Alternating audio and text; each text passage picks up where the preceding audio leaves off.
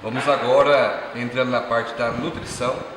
É um produto, um elemento muito importante, principalmente se tratando de solos brasileiros, né? Que é o Fertiboro.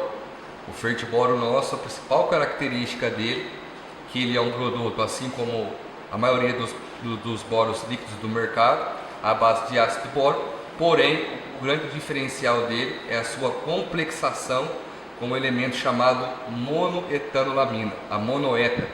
Então, por isso, na nossa embalagem, no nosso catálogo, vocês verão aí Fertiboro meia. Ele é um Fertiboro complexado com a monoetanolamina. Andrei, o que beneficia isso? Mas por que eu preciso saber que o Fertiboro é complexado? Por que traz de diferença entre outros boros do segmento do nosso mercado de nutrição?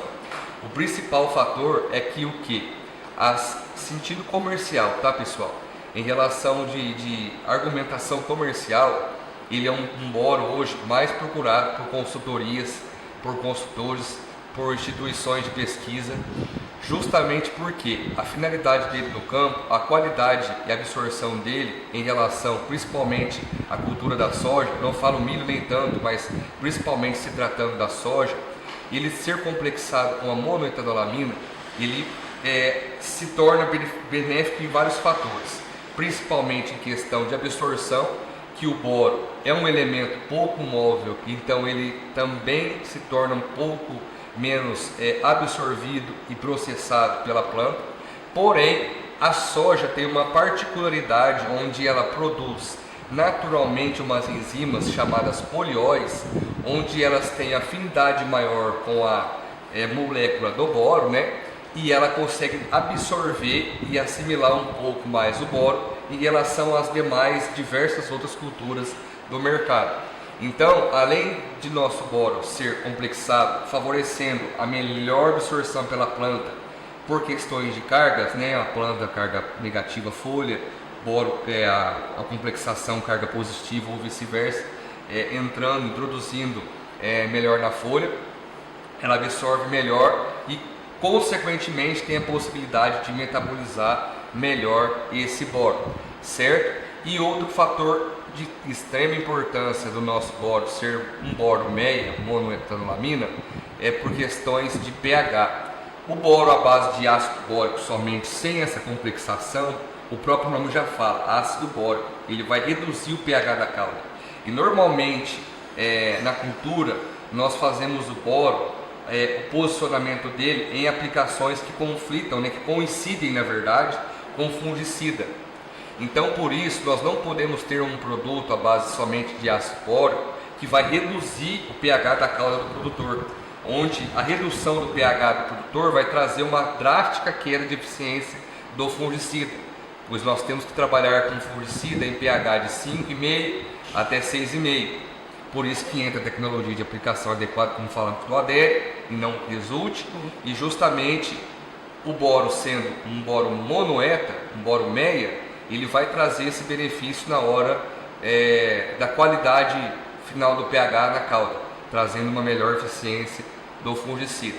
Na verdade, ele não vai ajudar, ele só não vai atrapalhar a eficiência do fungicida se ele fosse somente, como se ele fosse um boro somente à base de ácido bórico.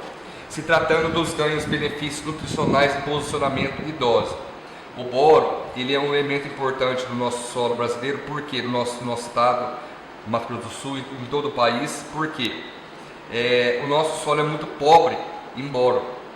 É um dos países que tem o menor índice de boro, a maior deficiência de boro entre os países agricultores, né? Os 5 primeiros países considerados países potenciais agrícolas.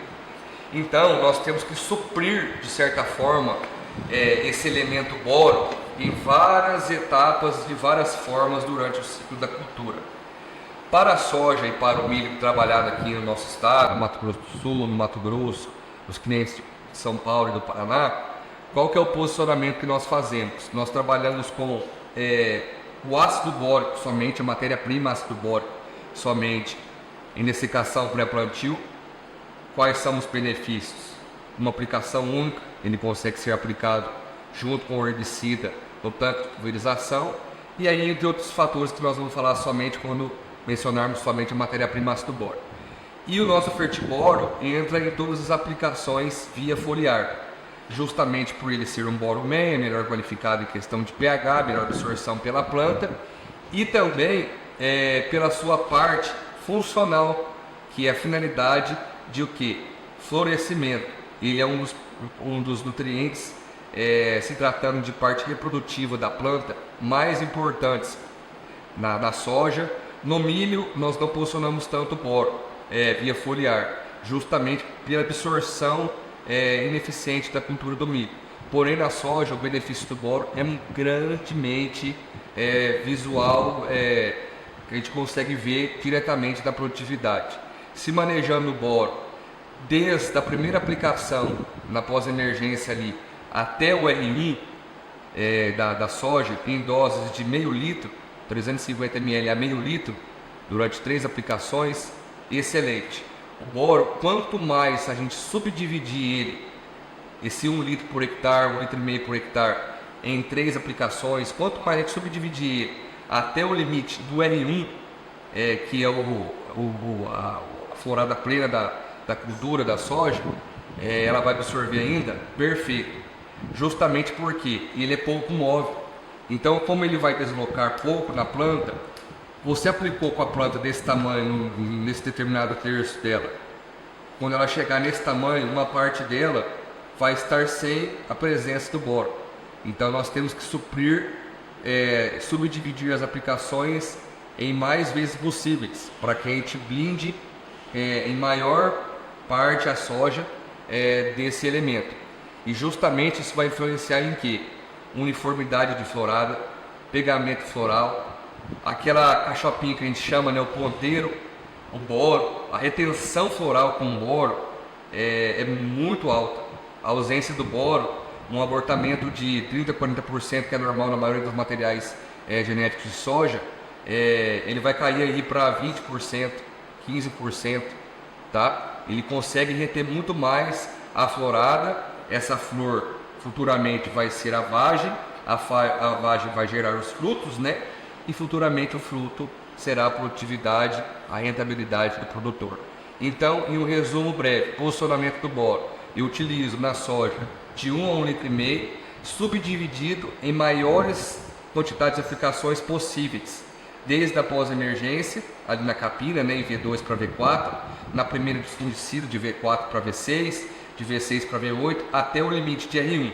Ah, André, mas por que o boro seria eficiente para a florada, para que aplicar ele depois que floreou a soja? Justamente porque a maioria dos materiais genéticos de soja no mercado, elas são de ciclos indeterminados, ou seja, elas florescem até um determinado momento em que uma vagem já está quase madura, está florescendo. Ela não para de florescer, ela antecipa a florada dela. O R1 é quando 80% das flores chegou, uma florada plena, mas ela vai ter flor antes do R1, por exemplo. Ela vai estender o ciclo dela de florada depois do R1. Então a gente aplicando até R1 boro, aquelas flores que vêm depois, a florada atrasada que ela vem um pouco depois, já causa eficiência do boro nessa retenção floral que vai originar vagem e o grão final.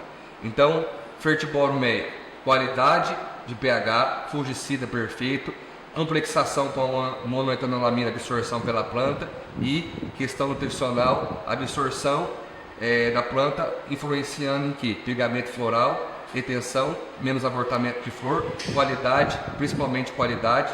Boro também no começo da cultura, parede celular primária, constituindo 70% de boro até os 15, 20 dias da primários da planta. Então, durante todo o ciclo vegetativo, parede celular, reprodutivo, qualidade, pegamento floral. Boro é um elemento essencial, principalmente se tratando da leguminosa soja. Isso aí.